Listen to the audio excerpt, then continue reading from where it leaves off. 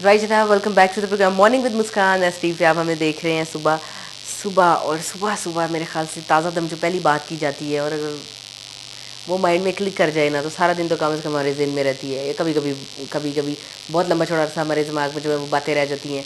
तो इसलिए आज हमने टॉपिक एक ऐसा देखा, हमारे साथ गेस्ट हैं। ये बड़े ऑनर की बात है कि सियालकोट में एक ब्लड से रिलेटेड जो बीमारियां हैं उनसे सफरिंग लोगों के लिए इतना बड़ा काम हो रहा है। और कुछ दिन पहले जब सुनने को मिला एक काफ़ी बड़े मीडिया फोरम पे कि एक खातून है वो सफ़र कर रही हैं और उनके घर में दो जो हैं वो बच्चियां हैं, they are suffering with thalassemia, और बच्चियों का जो फादर है वो इसलिए छोड़ के चला गया कि अब इन बच्चियों का इलाज कराने का क्या फ़ायदा है। और उनकी मदर ने कहा कि जब वो बहुत जगहों पे गई लेकिन अल्टीमेटली वो अभी तक सियालकोट में एक इदारे से एसोसिएट हैं और काम वहाँ से जो है उनका हो रहा है, यानी कि ब्लड उनको मिल रहा है और वो अभी भी एसोसिएट है। तो बहुत प्राउड फील हुआ बीइंग सियालकोटी की हमारे शहर में ये काम हो रहा है और हम लोग जहाँ पे हैं। तो यही सोच के कुछ वैसे भी ऐसा टॉपिक है कि इसको नज़रअंदाज किसी भी सूरत हाल में नहीं किया जा सकता। तो हमने जाहिद महमूद खान को जो है वो इनवाइट किया था प्रोग्राम में सुंदर फाउंडेशन से।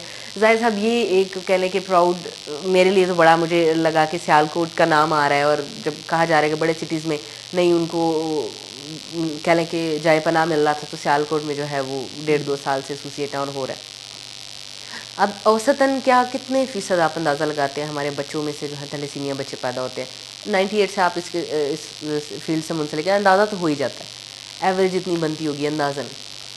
उस हिसाब से मेरे ख्याल से जो हमारे पास पेशेंट्स आते हैं ना, तो उसकी रेशो अगर देखी जाए तो तकरीबन 25% जो है ना वो है। और इससे पहले मैं जिस तरह आप बता रही थी कि एज अ सियालकोटी आपको प्राउड फील हुआ, तो उसमें मैं I want to tell you that कि we are affiliated with international thalassaemia foundation, जो कि एक वर्ल्ड थैलेसीमिया ऑर्गेनाइजेशन है। उसके साथ हम मुंसलिक और हम उनके एक मेंबर हैं। तो ये भी एक बड़ी एजाज़ की बात है कि वैसा इदारा जो सियालकोट में काम कर रहा है, जो इंटरनेशनल लेवल के इदारों के साथ मुंसलिक है। जाहिद साहब, कितना मतलब कौन सा मुल्क है एशिया में ज़्यादा है, थर्ड वर्ल्ड कंट्रीज़ में है थैलेसीमिया के, ऑल ओवर द वर्ल्ड एक जैसी इसकी सूरत हाल है? ये एक्चुअली एशिया में ज़्यादा है, इंडिया में, पाकिस्तान में और ये जितने बाकी एशिया के ममालिक हैं इसमें ज़्यादा ये जो है ना वो ब्लड जो थैलेसीमिया है ये पाया जाता है। वही एक रीज़न पुरानी कज़न बस मैरिजेस। वही जो, क्योंकि आपको पता है कि फॉरेनर में जो दूसरे मतलब वो अंग्रेज़ हैं जो, उनमें तो ये ट्रेंड ही नहीं है कि they cousin marriage. Always prefer choice हाँ जी, मैरिजेस है वहाँ बिल्कुल। पे। और वो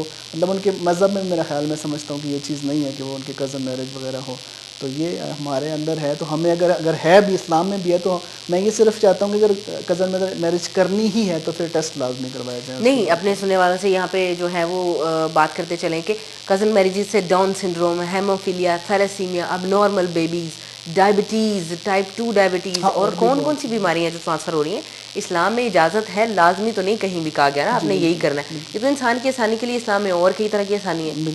तो अगर हम जो है अगली जनरेशन ऐसी प्रोड्यूस कर रहे हैं जो कि कह लें कि ब्लड ही नहीं अपना प्रोड्यूस कर पा रही है, थैलेसीमिया चिल्ड्रन है, तो हम क्या दे रहे हैं माशरे को, हम क्या दे रहे हैं कंट्री को? तो ये तो कुल बात की भी मेरे ख्याल से कह लें कि मुनाफी हो रही है, जब हमें पता है हम ऐसा क्यों करते हैं। बस उसमें ये है ना कि हमारे पीछे से एक रिवायत चलती आ रही है कि मतलब वो कज़न मैरिज को प्रेफर करते हैं। तो फिर भी मतलब मैं यही कहना चाहूँगा कि अगर इस तरह की सिचुएशन है भी जिन फैमिलीज़ में, तो उनको ये टेस्ट लाजमी करवाना है, जिसमें कोई हर्ज नहीं है मेरे ख्याल से, कि अगर वो करना चाहते हैं तो वो एक उनको पता भी चल जाता है कि बाद में कि ये इस तरह की पोजीशंस हैं, तो फिर वो जाहिद साहब, कितने अगर एक कपल है अब उनके यहाँ थैलेसीमिया बच्चे पैदा हो रहे हैं, तो क्या सारे ही थैलेसीमिया बच्चे होंगे या पॉसिबिलिटी है कोई नॉर्मल बेबी भी हो? नहीं, बिल्कुल भी नहीं है। उसमें ये है कि हमारे पास काफ़ी केसेस हैं, बल्कि मेरी जिस तरह मैंने पहले बताया कि मेरा भतीजा था जो थैलेसीमिया, उसके बाकी जितने भी बहन भाई हैं वो बिल्कुल नॉर्मल हैं, ठीक है। बस ये डिपेंड करता है कि जब वो बेबी होता है तो उसके बाद उनके सेल्स पे डिपेंड करता है कि वो कहाँ से मैच हुए हैं और किस तरह वो ये बच्चा पैदा हुआ है। लेकिन मैंने सुना है कि जो नॉर्मल भी बच्चे पैदा होते हैं थैलेसीमिया कपल्स के, हाँ वो कैरियर्स होते हैं। हाँ बिल्कुल, ये ज़्यादातर चांसेस यही होते हैं कि वो कैरियर्स होते हैं। लेकिन वो जिस तरह मैंने बताया, माइनर थैलेसीमिया की किस्में हैं थैलेसीमिया की, जिसमें माइनर थैलेसीमिया, मेजर थैलेसीमिया और इंटरमीडिएट है, 3 किस्में हैं इसमें। तो माइनर थैलेसीमिया जो वो कैरियर हो सकता है, उसको ब्लड नहीं लगता लेकिन वो आगे इसको बढ़ा सकता है। और जो मेजर थैलेसीमिया है उसमें ब्लड लगता है, और जो इंटरमीडिएट है उसमें भी ब्लड नहीं लगता है। जो मेजर थैलेसीमिया, ये सबसे बड़ी इसकी जो काज है, जो जिसको हम आज डिस्कस कर रहे हैं। तो बिल्कुल ये बात आपकी बिल्कुल ठीक है कि जो बाकी जो होते हैं वो कैरियर होते हैं। अब 18 साल से ज़्यादा एक थैलेसीमिया पेशेंट्स क्यों ज़िंदा नहीं रह पाता? क्या प्रॉब्लम्स होती है? बार बार एक बच्चे को ब्लड लग रहा है। अब लोग समझ रहे होंगे, सुनने वाले हमारे जिनको और देखने वाले भी जिनको, कि کہہ لیں کہ نہیں ابھی اتنا اویئرنیس ہے. تو ہم بیسیکلی اویئرنیس کے لیے یہ پروگرام کر رہے ہیں. تو اب لوگ سوچتے ہوں گے کہ بلڈ لگ گیا, ہر 15 دن بعد بلڈ لگانا ہے, صرف یہی ایک جھنجٹ ہے. یہ تو اب ہم جانتے ہیں کہ اس کے بعد کتنے مسائل شروع ہوتے ہیں, اب بچہ کتنی تکلیف میں ہوتا ہے, بچوں کی گروتھ ہو. میں چاہتی ہوں اوور آل کر کے کیا کیا مسائل بچوں کو آتے ہیں. ایک بچہ جو ہے تھیلیسیمیا بلڈ باہر سے لے رہا ہے, اس کو آگے کی کیا کیا کمپلیکیشن ہوتی چلی جاتی ہے. میرا خیال ہے کہ سب سے بڑی جو ایک پرابلم ہے جو یہی ہے کہ 15 دن کے بعد بلڈ لگایا جائے, اس کا ارینج کرنا, یہ سارا کچھ کرنا, یہ میرا خیال ہے سب سے بڑی یہ پرابلم ہے. اس میں یہ اگر ارینج ہو جاتا ہے, اس کے بعد پھر ٹیسٹ کروانے کے بعد پھر جب بلڈ ہم اس کو لگا دیتے ہیں بچے کو, اس کے بعد بھی جب بلڈ, کیونکہ قدرتی جو بلڈ ہوتا ہے پہلے ہی میں نے بتایا کہ وہ صرف قدرتی ہوتا ہے, بالکل صحیح کہہ رہے نیچرل ہیں. ہوتا ہے. لیکن جب ہم دوسرے کسی کا بلڈ لگاتے ہیں تو اس کے باڈی پہ جو ہے نا وہ کچھ بہت اس طرح کے سائیڈ ایفیکٹس ہوتے ہیں, جس میں تلی بڑھ جاتی ہے. میں عام لفظوں میں یہ کہوں گا فیریٹن لیول, آئرن ڈیفیشنسی جو ہے نا وہ بڑھ جاتی ہے. تو اس کو پھر کور کرنے کے لیے ہم کوشش تو بہت کرتے ہیں ڈاکٹرس کے, مطلب اس کو ان کو ایسی میڈیسنس دی جائیں, ایسی میڈیسن یوز کروائی جائیں, ایسا پرہیز ہم ان کو بتائیں کہ جس سے ان کا آئرن مینٹین رہے.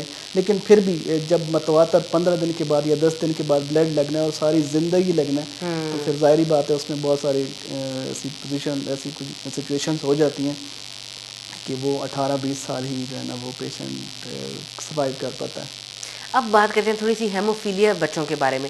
ہیموفیلیا سادے لفظوں میں کیا ہے؟ یہ تھیلیسیمیا سے ریلیٹڈ ہے, اس سے کم خطرناک ہے, اور یہ کیسے ہے؟ یہ بھی فیملی میں رن کرتا ہے؟ یہ میں کم خطرناک تو بالکل بھی نہیں کہوں گا اس کو. وہ بھی ایک بلڈ کینسر کی ایک قسم ہے, جس طرح تھیلیسیمیا ایک بلڈ کینسر کی قسم ہے, ہیموفیلیا ایک بلڈ کینسر کی قسم ہے. اس میں ہوتا یہ ہے کہ جس طرح ہر ایک انسان کے جسم میں 13 فیکٹرز ہیں جو مختلف کام کر رہے ہوتے ہیں, لیکن ہیموفیلیا کے جو پیشنٹس ہوتے ہیں ان میں کسی ایک فیکٹر کی کمی کی وجہ سے, یعنی ان کے خون میں جمنے کی صلاحیت ختم ہو جاتی ہے. جس طرح فار ایگزامپل اگر آپ کو مجھے کسی کو چوٹ لگتی ہے نارمل بندے کو, تو تھوڑی دیر اگر اس بلڈ کو دبا لیا جائے یا باندھ لیا جائے تو وہ بلڈ بند ہو جاتا ہے. صحیح. لیکن ایسے پیشنٹ جو ہیموفیلیا کا شکار ہوتے ہیں, ان کو کہیں پہ چوٹ لگتی ہے, کٹ لگتا ہے, یا ایون ان کو سوئی بھی جو ہے نا وہ چبھی ہے, تو اس کی جب بلیڈنگ سٹارٹ ہوتی ہے وہ رکتی نہیں ہے. تو اس کو پھر مطلب آپ چاہے دبا لے, باندھ لے, جو مرضی کر لے, وہ نہیں بند ہوتی. تو اس کو پھر روکنے کے لیے, جس طرح میں نے پہلے بتایا ہے کہ جو ہمارے پاس جو مشینری ہے جس میں ہم وائٹ سیلز علیحدہ کرتے ہیں, وہ FFP جس کو کہتے ہیں, اس کے پھر 3-4 بیگ, سم ٹائم 10 بیگ تک بھی لگوانے پڑ جاتے ہیں, جس طرح کی پوزیشنز ہو, جس طرح کی کنڈیشن ہو. تو مطلب اس سے ہی پھر بلڈ رکتا ہے, ادروائز اس بلڈ کو روکنے کا اور کوئی طریقہ نہیں. تو یہ سب سے بڑا ڈس آرڈر ہے جو ہے وہ ہیموفیلیا سے سفرنگ لوگ. اب یہ بھی فیملی میں ہی آتا ہے, پیرنٹس سے مل جاتا ہے؟ جی بالکل, یہ سیم لائک تھیلیسیمیا ہے کہ جو اس میں جو فیملی میں ہی جو ہے نا یہ سفر کرتا ہے. اچھا, یہ ایک اور بات میں آپ سے پوچھنا چاہوں گی, آپ مجھے بتائیے گا کہ جو ہیموفیلیا پیشنٹس ہیں, اب تھیلیسیمیا پیشنٹس کے بارے میں یہ ہے کہ وہ تو ایک ان کی ایج اتنی زیادہ نہیں ہوتی, دوسرے وہ شادی کر بھی لیتے ہیں, سپوز بھی سروائیو کر گیا ہے, لائک یورپ میں باہر 27-28 کی ایج ہے, شادی کر بھی لیں گے تو جو ہے بچے جو ہیں آگے وہ پھر میجر تھیلیسیمیا ہوں گے.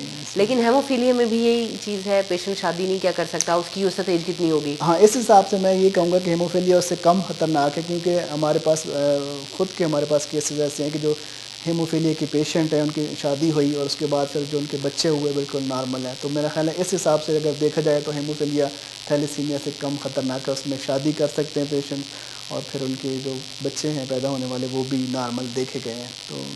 تو ہیموفیلیا میں اوسط ایج جتنی عام انسان کی بالکل عام انسان کی, لیکن بس اس میں یہ ہے کہ جب چوٹ کے کٹ لگنی ہے, جب بلیڈنگ سٹارٹ ہونی ہے, تو پھر اس کو روکنا ہے, اس کو پھر وقت پہ جو ہے نا وہ بلڈ لگوانا, یا وہ یعنی کہ ہیموفیلیا پیشنٹس کے لیے کوئی بھی ٹائم پیریڈ ڈیوائڈیڈ نہیں ہے بالکل. ہاں کہ آپ نے اب بلڈ لگوانا ہے تب لگوانا ہے, کوئی بھی زخم ہو, کٹ لگا, بلڈ نہیں رکے گا. ہاں جی.